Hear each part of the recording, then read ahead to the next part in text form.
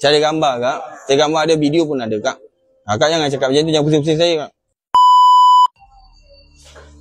Gambar Safwan dari KPDM Melaka Kementerian Perdagangan So yang check minyak masak ke apa semua Cuba checking kak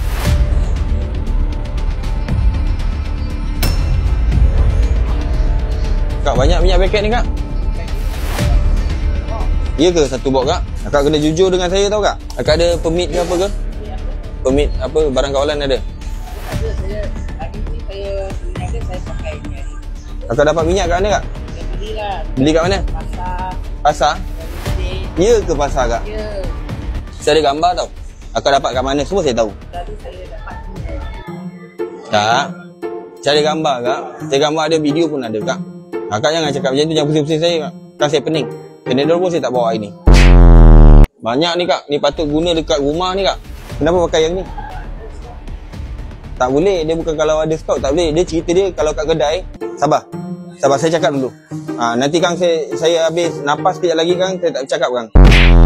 Minyak paket ni guna dia memang kat rumah aje. Kedai tak ada. Tak ada dalam istilah pakai kat kedai. Yang lepas ni pakai botol, lepas ni lah. Yang kena tindakan lah kak. Apa punya teruk letak sayur kat bawah ni?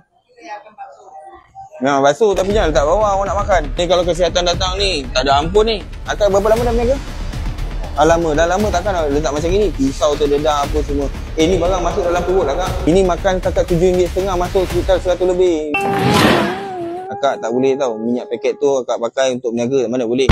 Kalau bolehkan tu pun kata naluri hati akak je. Kita tengok ni dah lama. Dan kita dah tengok siapa yang pemborong akak. Kita akan pergi dua-dua lah. Ni akak dulu kena, kita ambil tindakan. Kat pemborong tu pun kena kejap lagi. Berapa kali nak cakap, minyak paket tak boleh pakai untuk berniaga kat kedai. Orang buat lagi. Tak apa. Kau buat kita gempuh. Banyak kedai nak pergi, jangan buang masa.